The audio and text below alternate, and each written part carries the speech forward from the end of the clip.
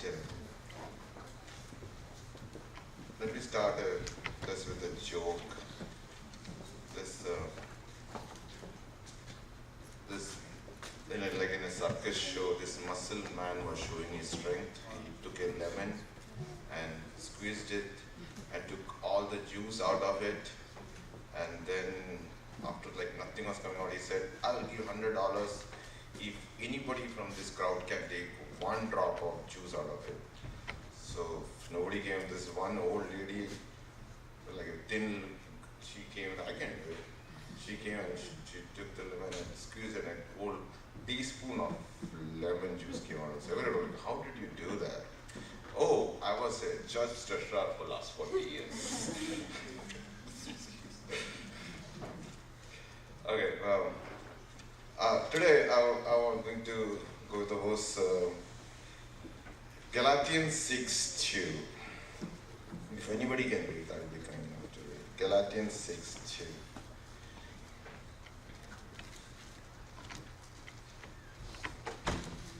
Bearing each other's burdens, and in this way you will fulfill the law of Christ. Today I'm going to talk about compassion. In this self-centric society, I will use the word self-centric. You know why? Because with the technology of Facebook, Instagram, Snapchat, or whatever, we all are self-centric. We want to show others what we can do. You know, we put our so compassion is just the opposite of it. So I will talk about how we can carry the burden of others. So the word compassion comes from the Latin word called co-offering. That means you are giving somebody something. Can anybody say the difference between empathy and sympathy? You know, empathy is putting yourself in the position of others. You know, and sympathy is feeling bad for somebody. But compassion is more than empathy. You have to do it also. It's added to it. Okay, so in Bible we talk about a lot of reference of compassion. God, Jesus has provided. So compassion provides those who are in need and with what they need. Okay, so I want to read from Matthew 25, 34 to 40. I will read it. Matthew 25, 34 to 40. Then the king says to those who are on his right, "Come, you who are blessed by my Father. Take your inheritance, the kingdom prepared for you since the creation of the world. For I was hungry and you gave me something to eat. I was thirsty and you gave me something to drink. I was a stranger and you invited me. I needed clothes and you clothed me. I was sick and you looked after me. I was in prison and you came to visit me." Then the righteous will answer, "Lord, what did we see? When did we see you hungry and feed you, or thirsty and gave you something to drink? When did we see you stranger and invite you in, or needed clothes and clothes you? When did we see you sick or in person go to visit you?" The king will reply, "I tell you the truth. Whatever you did it for one of the least of these brothers of mine, you did it for me." So it talks about helping others. He says the least of mine. You know what is the difference? Least means? It means the person who cannot repay you. God talks about helping others and in compassion who cannot help you out. You know, one of my favorite quote is that I don't know, remember his name. I think his name is Jackson or something. He says the greatest thing I have said this quote, the greatest thing I do to somebody, greatest thing you can do is to help somebody who can do absolutely no do good to you. You cannot, if nothing comes out of them, is the one you do something so selfish. We can help people, our friends, our co-workers, because we know them. But helping somebody out of the way is compassion. In the story of the lady with the blood, as Jesus was walking, suddenly this lady with the hemorrhage of 12 years comes and grabs his robe, and she says that, "Who touched me?" So everybody's touching you. So Peter says that, no, Master, the people all are around you. Okay, no. Someone touched me, and I'm aware of that, and the power came out of me. Okay. Suddenly, this lady, she knew she was God. She fell on his feet and said, fell on her feet. She said because she said she cannot be escaped from the notice. You know, the thing is that in that whole is that she was the least of the person in that. She was the one who had nothing to repay, but Jesus has compassion. Other point, and it says, that's why it says, carry your burden. Carry each other's burden, not your. So, the second point of compassion, the compassion takes one thing. We have least is the time. You know, can you give time to somebody? You know, when we are on a normal course, we can have. Can you? So, you heard the story of Good Samaritan, right? But I want to come with 2 points. One point in that, in the verse, if you open Luke 10:31 to 34, it says that, but the Samaritan who was on a journey came upon him. When he saw him, he felt compassion, came to and bandaged up his wound, pouring oil and wine on them, and he put him on his beast and brought him to the inn and took care of him. You know, in this thing, he took his time out of his way. He was going maybe he's going to his work or somewhere, and he took out his time, went just the opposite direction. That means he's not going to his work, and he helped a stranger. It's like that's the time he spent like on somebody he didn't know about. And the most amazing part I always find is in this, Jesus used the word Samaritan in that, okay? Because the reason is that time Samaritans were not considered good people. They were considered immoral, no character. It not had this they had this bad rapport in them. So that's why Jesus used that example. He was trying to show that everybody, doesn't matter who are, can do good. He was trying to show it's not just Jews who can do good. So that's one thing Jesus tried to show. And then, if you say to God, I couldn't help him because I was in a hurry, will God care about it? You know, the story about this, when Jesus was speaking, suddenly this guy comes and tells the synagogue's official that your daughter is dead. You know the story, right? When Jesus speaking, one person comes and tells the father of one person that your daughter is dead, but do not trouble the teacher anymore, because do not trouble Jesus, because your daughter is dead. She cannot. So suddenly he heard it, and this Jesus was speaking at that time. Suddenly he leaves his whole. He had this kind of assignment. He had schedules basically. He left the schedule for this father and went to his house. Think about it. Like some preachers are so busy. Can you come and pray for me? I don't have time because I'm in a schedule. This is Jesus you are talking about. He had time. He left his schedule for this man, and he walked in that house. And the thing is that he says, "Do not weep. This child is not dead." The people started laughing. Like he had this thing on him, rap on him. Like people are laughing, but he still grabbed the child's hand and said, "Child, arise." This is the thing. Jesus had time for them. How many of us can spend our time? The most, the whole, this James 4:14, it's kind of, always I find that this James 4:14 is a verse which makes you feel that you should be humble, That says that. James 4:14 says, you are just a vapor that appears for a little while and then vanishes away. You are nothing. Jesus, you're just a vapor. And how are you using this little time here on earth? It will be over soon enough. Will you be satisfied with how you used your time when you stand before the Father? He's saying we are nothing. It's just a vapor. How are you going to do it? You are so proud. You can stand like I did something in my life. But God says you're nothing. You're just doing it. How you are going to do is in this earth will decide. Okay. The compassion also takes us one thing you least have is money, you know. Money. Okay, so same, I will go back to the story of Samaritan. When he goes to the inn, he gives the innkeeper 2 denarii. The next day he comes and gives him 2 denarii. This is the 2 denarii. Take care of this guy, okay, who is injured. And if you need extra, we'll come back and pay you more, okay. So let me tell you how much was the value of the 2 denarii. In Roman time, during AD, first century, a Roman soldier used to pay about 200 denarii for a whole year. So if you calculate back, so that denarii of 2 denarii was the half week's salary. Okay?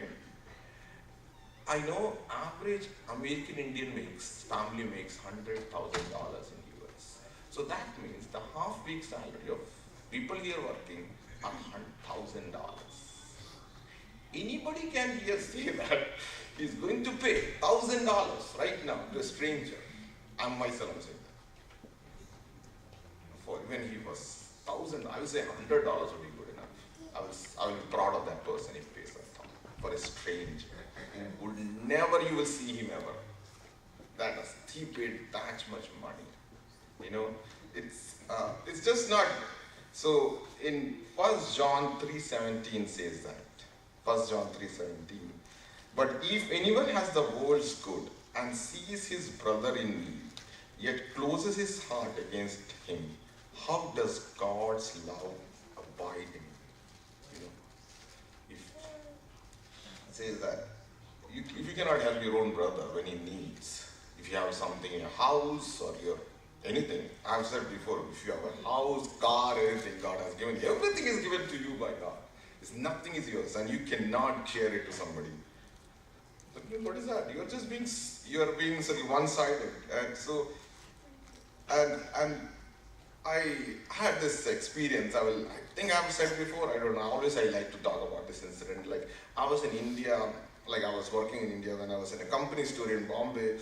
So they used to pay me for, when you're in a tour, they pay you allowance for taxi allowance, like you have 1,000 rupees, spend as much, that's a taxi allowance. But for me, like that 1,000 rupees I will keep in my pocket, I will take a bus, okay? So I took a bus and I asked this guy where this goes. He said, take this bus, you reach that place. So I went to when I was in the bus, and then certain, the ticket conductor, I find the Bombay ticket conductor extremely rude. They don't carry change. So I had this 10 rupees with me. I gave him 10 rupees and he said, oh, I need change. Give me 2 rupees. I said, I don't have any change. Like I have no change. I have just 10 rupees. Oh, if you don't have change, you have to get out on the next stop. So I was kind of like, I have to find the new bus. I don't know this place to go. This guy told me to get this bus. So I was kind of worried, not too much, but in the face of at that moment. So I was saying, I'm not getting out. You have to give me the change. I was in a mood to fight with him. So he says, no, you have to. Otherwise, you have to get out. So people saw me in a kind of I didn't make a ruckus of it, but I couldn't spoke very loud. So suddenly I was just standing. Suddenly somebody tapped in my back, and I saw this lady. I turned, and this lady was wearing a burqa. Opened her burqa, the full cover. She opened it. This is 2 rupees. Take it and give it to him. I don't she was the only one who thought about it. So for me, I gave her keep this 10 rupees. I don't need it. She said, no, it's just keep it. Like sometimes in your life, you need to help somebody do it. It doesn't take time. At that one, it's not a big thing I found. I always thought about it. Whenever you have a chance, don't waste your time on that. You may jump on it. You can't somebody can, he may help him, or there will be more people standing. Why? You should always jump on it. The next point is the compassion you have to give to somebody who does not deserve it. That means a guilty, compassion for a person who is guilty. We are quick to judgment.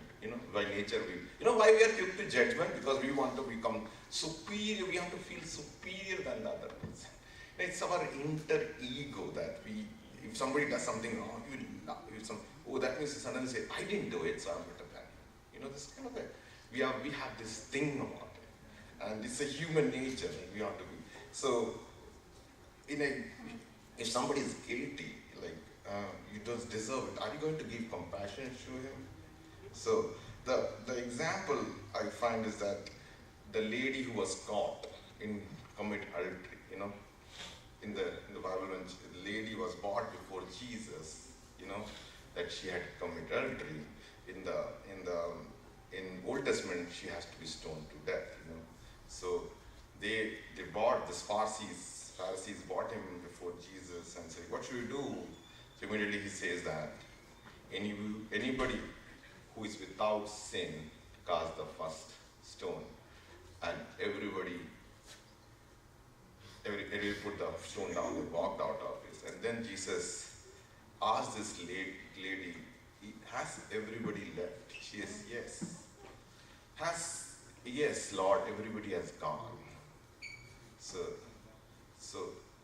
immediately Jesus says, "Neither do I condemn you." The thing is that he didn't use the word, "I didn't convict you." He said, "I didn't condemn you." That's a difference.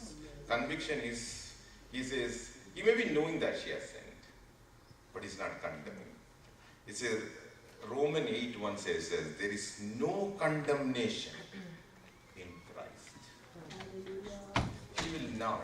Are you in a compassion? Are you going to condemn somebody? We put people down when somebody. Are you going when somebody does something wrong? Are you going to condemn him or her, or show compassion by forgiving him or her? That's the thing that Jesus did to her. She said, then he says that, "Go and do sin no more." He converted her by showing compassion. And that's how Jesus is. In Psalms 51:1 says that, "Be gracious to me, O God." I'm going to done with it. "According to your loving kindness, according to your greatness of your compassion, blot out my transgression." We all have sins. He says that His mercy and His grace is the what. So if He can forgive us, we have to be ready to forgive others. The last compassion compassion is hard. The last one, compassion is hard. I will finish because I will tell you a story which is good, so I don't want to miss the chance. So last one is compassion is hard. It talks about, I will not read the whole verse. It's Matthew 16-22. It's one rich man comes to Jesus and says that, "What should I do to get eternal life, enter into your life?" So Jesus says, "Keep all these commandments." And then he says, "How I did everything like that with all the commands I kept it. How should I still?" He said, "If you want to be perfect, sell all those what you have and give it to poor and come with me." Sell everything you have. There's a rich man and come with me. That but rich man has so much wealth, he cannot just give to everything to poor and come. He was sorrowful because he had a great position.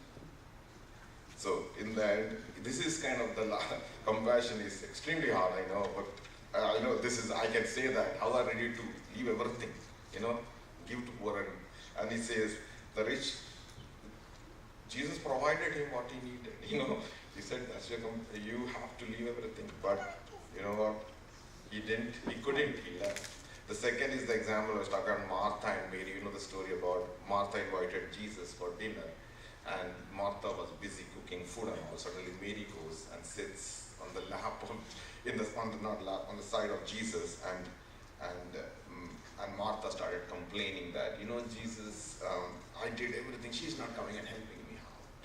So Jesus doesn't have compassion for Martha's hard work. He says that Mary has chosen the good part,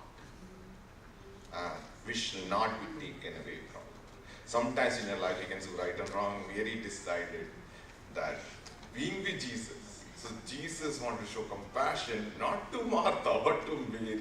Sometimes, at that time Martha needed compassion from Jesus, but now Jesus gave Mary the compassion. And another verse I have to go, but in the end I will end with this verse and then come with the story. Matthew 25:41 and 46. Okay, then when we all say to those who have left, "Depart from me," Matthew 25 to 41 to 46. "Depart from me, accused ones. into the eternal fire which are prepared for the devil and the angels. For I was hungry, you gave me nothing to eat. I was thirsty, and you gave me nothing to drink. I was a stranger, you did not invite me, naked, and you did not clothe me, sick, and in prison you did not visit me. Then they themselves will answer, Lord, when do we see you are hungry, or thirsty, or stranger, or naked, or sick, or in prison, and did not care of you? Then we will answer, truly I say to you, to the extent that you will not do to one of the least one of those, you will not do to me. So if you don't help, you will be punished. That's the thing. Compassion is there. It's a law. You have to give it. If you see somebody in need, you need to help him. I end with this story of Leo Tolstoy. It's one of my favorite stories, where love is God is. Leo Tolstoy wrote this story. It's very popular. I think everybody has heard this story. It's a long story, but it has some pretext to it. I will not have time for it. I wish I had time. I would have said the whole story. But the story is about, you have heard the story. This is shoemaker.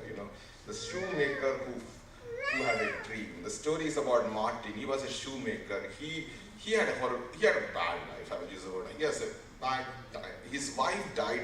He had 3 kids. All 3 kids died. Then his wife died when he had a 3-year-old son. His wife died. He took care of his son. When his son was a teenage, he also died. So he was very angry to God, world, and everything. And he left. He was very miserable. Suddenly one day he found this monk came to his, like a priest came to his house. He said, why are you so angry? So he said, this is my life. He said, no, read this book. This Bible has everything. He started reading Bible, became very faithful. His whole lifestyle changed. He was very happy, content. One time he was reading about how Jesus visits people in his dreams, and then he said, why can't Jesus visit me? So while suddenly he said he had a dream that Jesus says that I'm going to visit you tomorrow. Prepare for me. The dream was like that. So he was so excited. In the morning he got up, he made this cabbage soup porridge. Like he cut this meat and all, made the cabbage soup and cleaned the whole. He sleeps in the shop and his house is the same place, So he made this whole thing, prepared everything, and was cooking this soup. His soup he made it. He was cooking this meat, and this was a cold day. It started with a warm day. Suddenly the day became very cold. And he couldn't see any God coming. Suddenly he was standing out. He saw this frail-looking man who was moving the snow. And he saw him. This man his job is to move the snow from the road. And after doing, he was so tired. He was standing on the side of his shop. And then he felt bad for this man. He said, "Come in. This is a warm place. You can have some tea with me." So he gave him tea, and this guy was so, thank you for me. I was so much cold outside. Thank you. He gave him tea, he gave him 2-3 glasses of tea. Then he was talking about, all the time was looking outside. This Martin was standing. Why are you standing outside? He said, I'm visiting somebody today. I'm so excited. So then he said, okay. Then he left. After a while, he was just cooking. Suddenly he saw this lady with summer clothes she's wearing, with this small child wrapped, and she was just standing. She was looking very tired, and he felt compassion. He invited this lady in, and what happened to you? He said, my husband was a soldier. He went 8 months back, and he has not yet been back. I'm living with the limited means, and then today I was looking for a job here. I got a job, but I will get the job only after 1 week, but I am staying in this lodge, and I have nothing to feed to my son, my kid. I have no food, I have not eaten, so I cannot feed my child. And I pawned my shawl, for 8 coins, so that I can stay in the lodge. So I'm very cold. So he says, no, come here, and he gave the cabbage soup, the meat to the bread and the meat, and then fed her. And then he said, you know what, have a cloak, the cloak, a gown, old gown. So he gave it, you take this. And then he gave this 8 coins to this lady and said, go and take the gown you had from the pawn shop. Because she was so happy with him. And she went away. And then this is too much story. Then how he talks about God to her and all this is, I'm not. Then the third, then he was just sitting, then suddenly he saw this commotion going on outside. He saw this lady who had an apple. She's selling this apple. This boy was trying to steal the apple, and so she grabbed him and said, I'm going to call the police. And he was screaming, leave me, let me run. And suddenly he comes and, stop it, why are you doing this? Oh, this boy needs to go to the police. He stole my apple. I was this fruit lady, right? He said, what are you doing? This is a small boy. He may be hungry. Why can't you know? He has done so much sin. He said, oh, you talk about sin. You have never sinned something in your life? God forgives for everybody's sin. So he started talking about God to her. Eventually this lady said, yeah, it's okay, he can have the apple. And the boy said, can I carry the bag? Because she was so heavy with you to your home. So then the boy and the lady left. And then God didn't come the whole night. And then he went to sleep. In the dream he saw these 3 figures came on his dream. I came like that. The whole thing is sometimes in your life, you have a chance to help somebody, help. And may God bless you all. Thank you.